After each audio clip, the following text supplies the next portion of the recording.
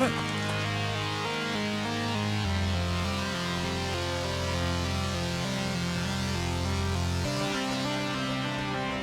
you there? Yes. I'm sorry. Is this now? What? My mind is beginning to slip, Harry. Am I speaking to you now, in this moment? Or is this one of my memories? Yes, to the extent that it's possible for me to be certain, this is now. Ah, thank you. We have 8.5 minutes, give or take. Then I'm gonna rest for a bit. I know what happened to John, but the others. Do you think that they're still... Did they make it? I'm sorry, Harold. I'm not sure. Thank you so much for being here. Nice to be here. Thank you. Happy post-4th of July. Yeah, we got through that. We got through that. And I got through this. Well, That was big. congratulations on I mean, you guys did, what was it like shooting the 100th episode of the show? It was great. It was a little hard to absorb at the time. You know, when you're in the middle of shooting a thing, it's just like, can I just get these lines? Can I just get this scene? And then, oh my God, what do I have tomorrow? So you never enjoy it in that way on the day. So then fortunately, there's a video record of it. So then you can go back and look at it and pat yourself on the back. It was hard work, but a good show, I think. It was a great show, and you guys had amazing reviews. It is I mean, it lives. That's the magic of the internet, right? It lives on forever. Yeah, it's nice that way and a little terrifying at the same time. Well, did you imagine it would end the way it did when you read the first script? Do you have any ideas for what would happen to Finch? No, when you read the first script, when you read the pilot script, you can't even imagine that there'll be a second script, much less 5 seasons and some kind of crazy good ending. And I couldn't predict the ending of the show when it came time for there to be an ending. I kept thinking, oh, we'll see it coming. You know, shooting season 5, episodes 8, 9, 10 in there. You think, oh, you know, there's 3 more. What is it? What's it going to be? And then it did kind of reveal itself at the end, and I was surprised at Mr. Finch's solution to the problem of Samaritan, but I shouldn't have been, because it's the best one. It's the most humane. And I liked the tone of the ending, kind of a spiritual reunion and recap of their lives together. It was good that way. How do you think Finch evolved over all the seasons? He didn't have... There is, of course, some evolution. I'd say it's fairly nuanced. He still is what he was when we met him, but he's less lonely, I think, and less suicidal, less hopeless. They were really on a suicide mission in season 1, it seemed like, and there wasn't as much joy in it as there eventually was discovered. And then that family feeling that he developed with Mr. Reese, I thought that was a nice thing that evolved.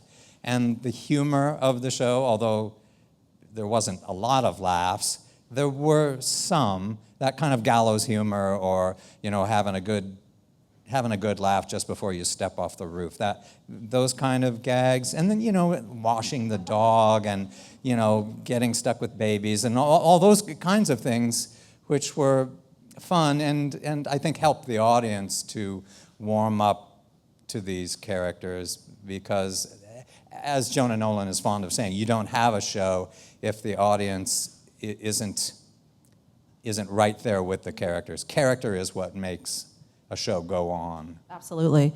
And do you remember when you read the first script, or the pilot rather, what made you say yes to this? What grabbed you? I remember reading it, and I remember thinking it was really cool. I'm afraid my response was wasn't very sophisticated. I just liked that it mostly took part at night in New York City. But you could walk to work. Be careful of that. A thing that you like watching, you may not want to actually be shooting it for 5 years, because the nights are long and cold, and so, but I liked that noir feeling of the show and the kind of Cape Crusader element of it and the lonely and desperate mission and the science fiction trappings, although they didn't end up being very fictional. I know, right? It's actually like horrifying how prescient that Yeah. show was. Yeah, there was a point, I can't remember what season, you probably know better than I, season 2 or 3 with Snowden and stuff, and we realized that we weren't out in the lead anymore, that world events were leading our story rather than following or echoing. It was interesting. Probably, it doesn't make that much difference to the actors because you're just going to go in and play the scenes every day. But to the writers, imagine they're in the writer's room, they're going, oh my God, how can we top the stuff that's going on in the real world? What could be more thrilling than real life events? I know whenever we have political, the folks from Veep here, I'm always like, what is it like watching a show and seeing what you play, but it doesn't even measure up to reality? Yeah. Maybe that's a conundrum that we're all living in now in our culture, in our media-drenched culture. Doesn't bear much thinking about. I know, right? It's kind of. I know. And now I'm like sitting here thinking like, wow, that's depressing. Let's stop talking. On a happier note, what's it like shooting at night in New York? What was the craziest experience you ever had?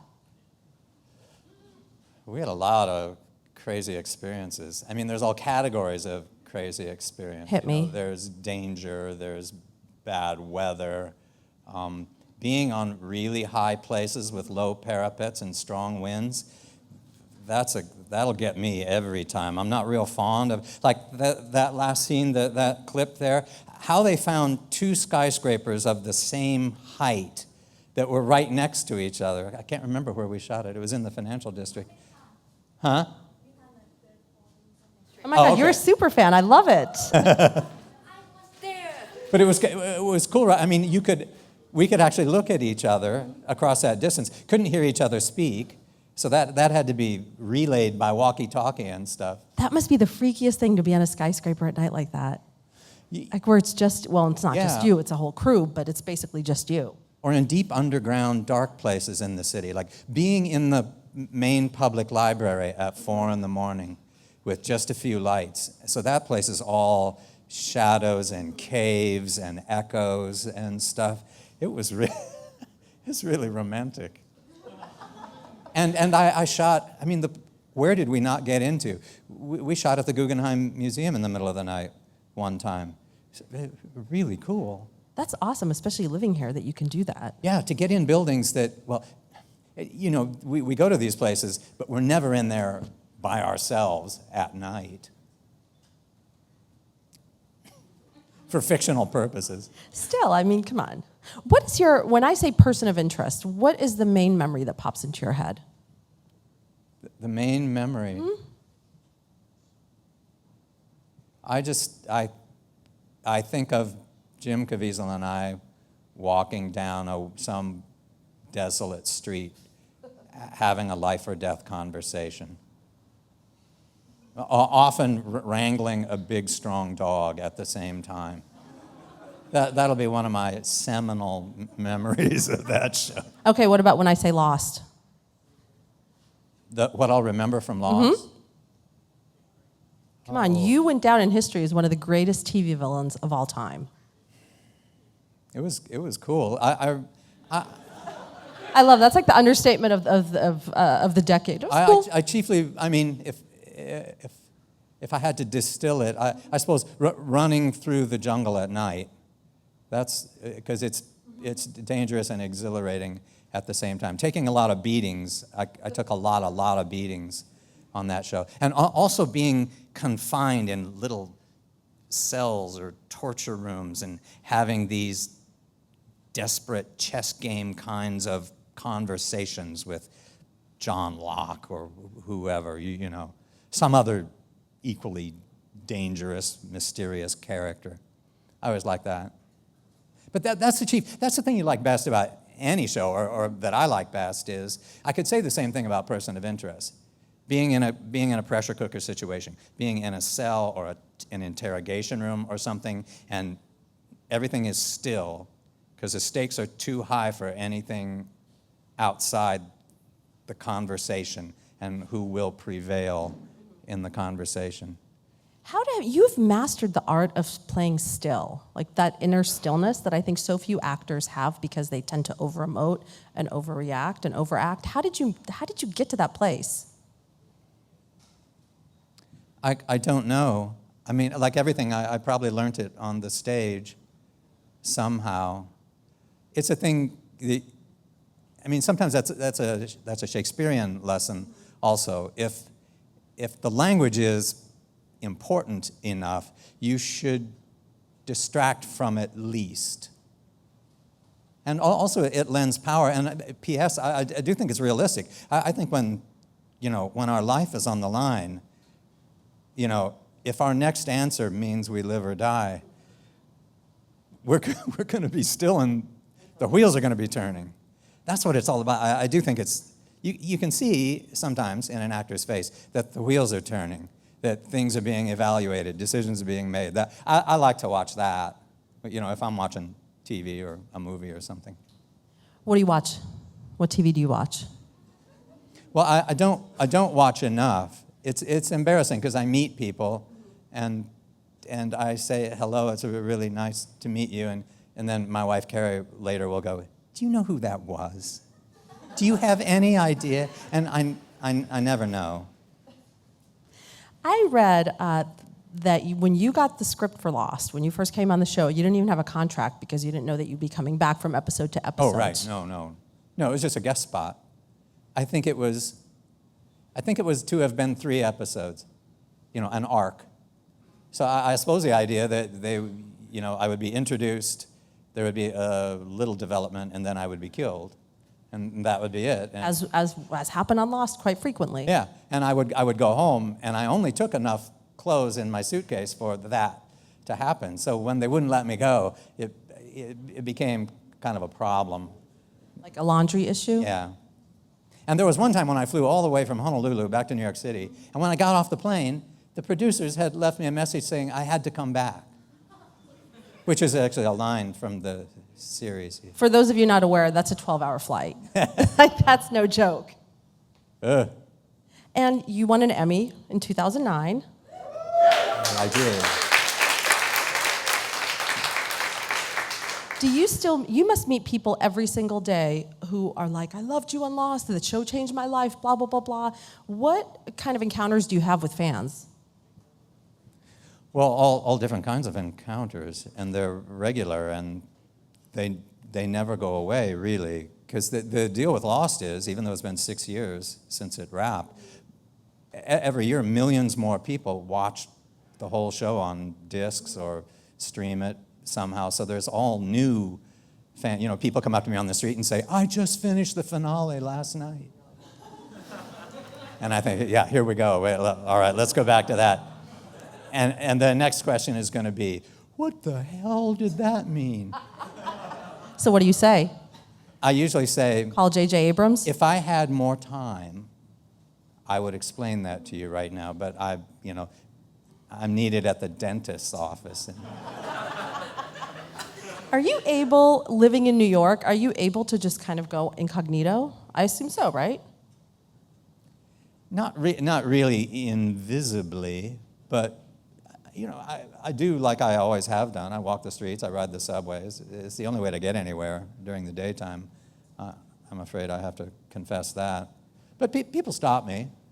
Probably lots of people see me and know who I am and don't give a damn. That's also fine. Well, they see you and they know who you are, but this being New York, it's way too cool to say anything. It would be uncool to be like, Michael, I love you. You're the best. But mostly they say, I don't know your name. I don't know your character's name. I can't remember the name of that show, but you were good on it. You're like, thank you. By the way, you have to tell us a story of how you got into acting, because I love it. You mean as a boy? As a boy, when you first felt the acting bug. Because you were an illustrator first. Well, no, that comes much later. I mean, I've become an actor several times in my life, not always successfully. But when I was a boy, I went to a play at the high school, and an older boy from my church, it was Arsenic and Old Lace. You probably don't know that old chestnut of a play. Oh, I know. But there was a boy from my church who played the crazy uncle that thinks he's Teddy Roosevelt, and he's always charging up the stairs with a trumpet. And God only knows if it was good, bad, or indifferent, but I was hypnotized by this guy, and I thought, oh my God, how is it possible that he's that funny? I could have sat all night and watched him do it, and I thought, God, just let me be half that entertaining someday, and I will die happy. And look at you now. Two big shows, right? I mean, that's a pretty stellar run. Yeah. Yeah, I've been fortunate. It was 2 good shows in a row, which is unheard of, I think. Pretty much. And I know you want to do comedy next, you said? Well, Please, God, someone give you a comedy Yeah. that isn't existential and, deep. Yeah, I think you can be funny, and there's a bunch of ways to be funny. I'm not sure I'm a candidate for a 4-camera sitcom, but something. Or it could be a terribly serious show, and I was just the one funny person, or kind of funny. Sometimes, though, I always think, you are the funny one. Even though I'm on, terrifying shows like Lost or Person of Interest, so dangerous and sinister, but sometimes I think, am I the only one that gets that this is a funny show? When did you first realize that you could make a living at this? Late in life. It took a long time. I graduated undergrad with a theater degree, and I moved to New York City from small-town Iowa, and I just was not ready for New York. And got a retail job and took weekend courses in illustration, and I became a magazine illustrator, and I did that for 10 years. And then a romantic entanglement took me to Florida, and I kind of burnt my bridges, and it all fell apart, and there I was, high and dry, and needed to start over. And I thought, well, if I have to start over at this advanced age, I might as well do what I please. It's never going to get any easier. If not now, when? So I started doing community theater. This is in Jacksonville, Florida. And hello out there in Jacksonville. Hi, Jacksonville. But I kind of clawed my way back toward New York for many years after that. Now, as you've done the 2 shows back to back, what's been the best piece of advice you've gotten? Well, anybody that tells you not to worry so much is on the right track. Best piece of advice I've gotten. Well, someone must have told me, because I turn around and tell it to young actors all the time, and that is, this is not a race. If you're 23 and you're just out of grad school, some of your classmates may be famous in a year. Can you take it if you're not famous for 20 years? Because that could be it, and it could be great, but can you wait that long? Do you like it enough to be patient with it and just string it out and not compare yourself to all the other kids quite so much? Be a little bit oblivious or lost in your own little actor world. It would be better for everybody, I think. That's actually really solid advice, because I think that everyone today is so fixated on social media, being famous, getting the endorsements. Yeah. In a way, I'm fortunate that I started my acting career before there was social media. So it was easy for me to be an actor on the stage in Northeast Florida doing Shakespearean plays and feeling like this was the only theater world on the planet, which was it's a kind of a good thing to feel. I mean, that there's LA and there's New York and all of that, but if it's absolutely impossible and unreachable for you, then why meditate on it too much? Better to play this particular hand you're dealt with the idea that you might get to be a better and better player somehow, and then maybe one day you'll go to those bigger markets. I mean, that's a great attitude, and I also read that you don't have an acting bucket list. No, I don't, because I guarantee you, if I made a list, I would then never do any of those roles. Because all the good roles I ever had really came out of left field. I mean, Benjamin Linus, what the hell was that? You can't say, oh, I'd like to play a devious villain on a long-running fantasy adventure show. You just kind of have to take what comes. And often the stuff that comes is way better than the plan you could make. I could go around and talk, bore people about how I'd like to play Richard II or something like that, but maybe it's better that I don't, and maybe it's way better that I just take these other jobs that I don't know anything about that come out of left field and run with them. Do you go on instinct when you read a script? I mean, do you instantly know if it grabs you or not? I do pretty much. My judgment is not faultless. I sometimes don't get things. Sometimes Carrie has to tell me why a thing is good, and then I'll go, oh, okay, that seems right. But generally, I do try to trust my own judgment. There's lots and lots of scripts. There's lots and lots of roles in this life. They don't have to be on network television. They could be, at a community theater, or it could be something in your neighborhood, or, there's all different ways to constantly be working, and I just have always done best and felt most secure if I was playing a piece where the writing was really good. And I guess I'm the final judge of whether it's good or not, but I do have a kind of an eye and an ear for that. And I suppose when I say that writing is good, I mean that it's a little bit elevated. It's not just conversation. It's not just hand me that hammer. It might be a little more conceptual or a little more philosophical. It might have some poetry in it, one would hope. And makes you think. Yeah. And let's turn it over to our audience now. I bet you have a question.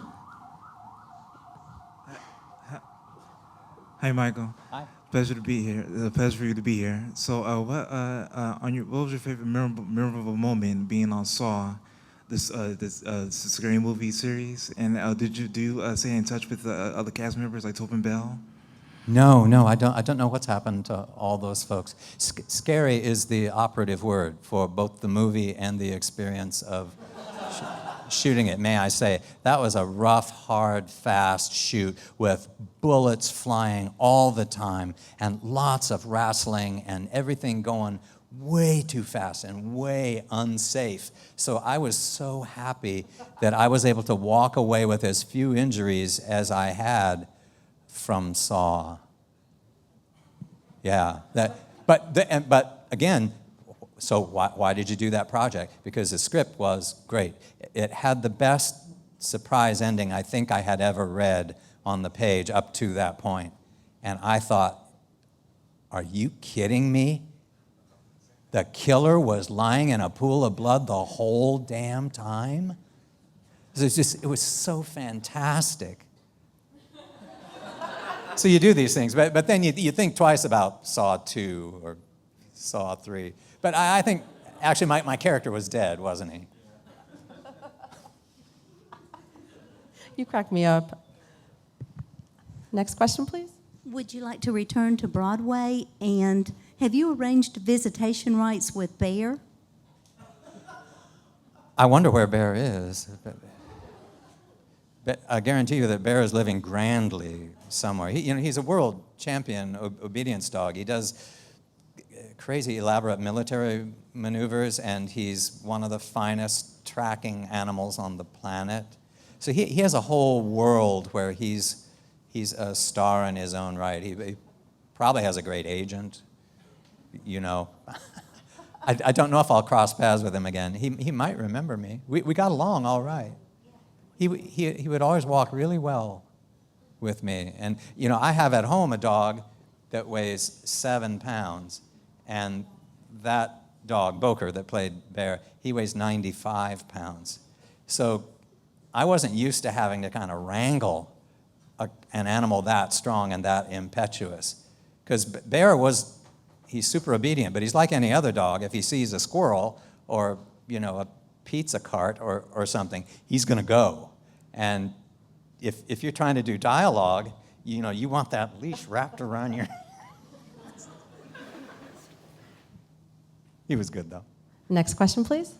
Hi, Michael. Nice to meet you again. Hi. And it's not just Bogart. There are 5 dogs who play bear. Who's counting? I'm counting. There are 5. There are 5. I know. I didn't want to give it up, but yeah, Lola came in season 4. Yeah, the swimming scene, the swimming pool scene. Yeah, and then there was Gotcha. I got you in season 5. Yeah. And if you go back and watch carefully, you'll see the dog shrinking over the course of several seasons. Oh, and what's your favorite scene in season 5? And yeah, what's the favorite moment you enjoy the most? Gee, in season 5, there are a lot of good scenes. For dramatic intensity, I like that scene in the interrogation room in episode 10 when the FBI guy is interviewing me, and I'm telling him how sick I am of living with these rules, and then I say, so the only thing I need to decide is how to kill you. And he says, I can get you written up for threatening a federal officer right now if that's how you want to play it. And I look at him and I go, I wasn't talking to you. Because all this time he's been talking to Samaritan, because he knows Samaritan is in the room. I love all that. Anything that's a conversation between a human and an artificial intelligence, I really like that stuff. Next question, please. Hey, Michael. Hi. I was actually lucky enough to be an extra on Person of Interest. So my question to you is, after the run, what is one thing that you want to take away from the show that will, stay with you? I don't know if I have, a talismanic moment or... some of the worst memories are the best. You remember freezing cold days. You remember days when you were covered in snow. You were so cold you could barely enunciate your lines. Being on tops of buildings and in vaults deep under the earth. Subway tunnels at night. Ooh, what is a subway tunnel like at night?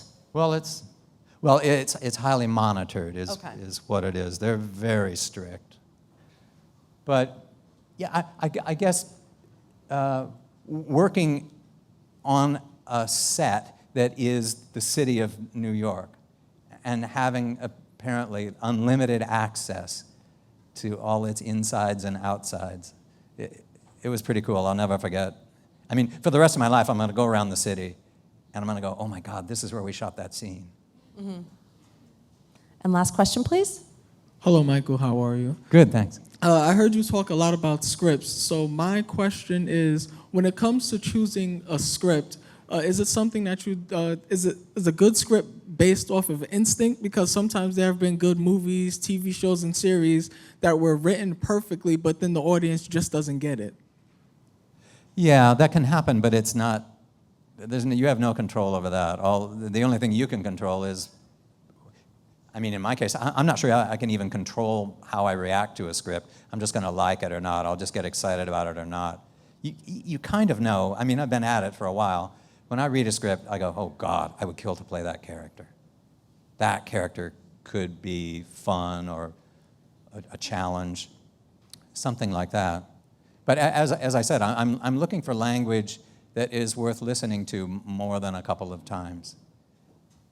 You read a long speech that looks like a theater speech on the page, and you think, they must have something important to say, because in TV, they don't usually let you have a speech that long because they want to keep things moving. So it must contain, the philosophical goods of the episode, or it must be the writers finally getting a complicated idea off their chest, and I think that's good. I want to have my brain teased, and I want to tease the audience's brain a little bit too, or challenge them to think in a more complicated way about some ethical issue. Well, thank you so much, Michael. And Person of Interest is streaming now. I think it is. It is. We can verify it right now. But thank you so much for being here. Thank you. Thanks a lot.